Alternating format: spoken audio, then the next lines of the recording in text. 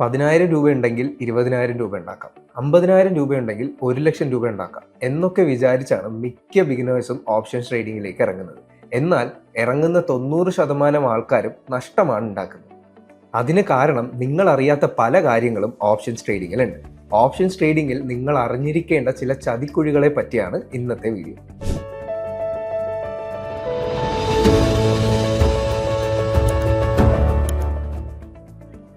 Options ട്രേഡിങ്ങിലേക്ക് വരുന്ന മിക്ക ബിഗിനേഴ്സിനും അറിയാവുന്ന ഒരു കാര്യമുണ്ട്.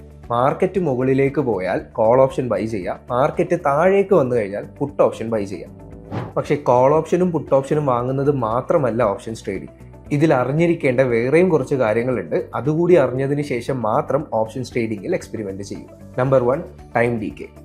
നിങ്ങൾ വാങ്ങുന്ന ഓപ്ഷന്റെ പ്രൈസ് സമയം പോകുന്നതിനനുസരിച്ച് കുറയും. മാർക്കറ്റ് മൂവ് ചെയ്താലും ചെയ്തില്ലെങ്കിലും ഓപ്ഷന്റെ പ്രൈസ് കുറയും.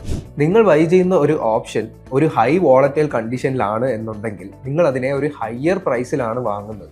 Number 2, IV crash. നിങ്ങൾ ബൈ ചെയ്യുന്ന ഒരു ഓപ്ഷൻ ഒരു ഹൈ വോളറ്റൈൽ കണ്ടീഷനിലാണ് എന്നുണ്ടെങ്കിൽ നിങ്ങൾ അതിനെ ഒരു ഹയർ പ്രൈസിലാണ് വാങ്ങുന്നത്. അപ്പോൾ ചില സമയം നിങ്ങൾ വിചാരിക്കുന്ന ഡയറക്ഷനിലാണ് മാർക്കറ്റ് പോകുന്നതെങ്കിലും വോളറ്റൈലിറ്റി കുറഞ്ഞാൽ IV ക്രാഷ് ഉണ്ടാവും. IV ക്രാഷ് ഉണ്ടായാൽ പ്രൈസ് ഫോളോ ആവും. Number 3, buying wrong strike price.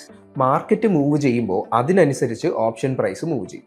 അതേസമയം നമ്മൾ ഏത് സ്ട്രൈക്ക് പ്രൈസ് ആണോ ചൂസ് ചെയ്തത് അതിനനുസരിച്ചും കൂടിയായിരിക്കും ഓപ്ഷന്റെ പ്രൈസ് മൂവ് ചെയ്യുന്നത്. മോസ്റ്റ്ലി വില കുറഞ്ഞ ഓപ്ഷൻ ബൈ ചെയ്യുക എന്നുള്ളതാണ് ബിഗിനേഴ്സിന്റെ മൈൻഡ് സെറ്റ്. അപ്പോൾ out of the money option ആയിരിക്കും മോസ്റ്റ്ലി ബൈ ചെയ്യുക. എക്സ്പയറി ആവുമ്പോൾ out of the money option എല്ലാം 0 ആവാനുള്ള സാധ്യതയാണ് കൂടുതൽ. Number 4, expiry. സ്റ്റോക്ക് പോലെ ഓപ്ഷനും മേടിച്ച് ഹോൾഡ് ചെയ്യാം. ഇപ്പോൾ താഴോട്ടാണ് പോകുന്നതെങ്കിലും പതിയെ തിരിച്ച് മുകളിലോട്ട് കയറി വരുമല്ലോ എന്ന് ചിന്തിക്കുന്നത് വളരെ തെറ്റാണ്. ഓപ്ഷന് ഒരു എക്സ്പയറി ദിവസമുണ്ട്. എക്സ്പയറിയോട് അടുക്കുന്ന സമയം ഓപ്ഷന്റെ പ്രൈസ് അഗ്രസീവ്ലി ഫോളോ ആവും.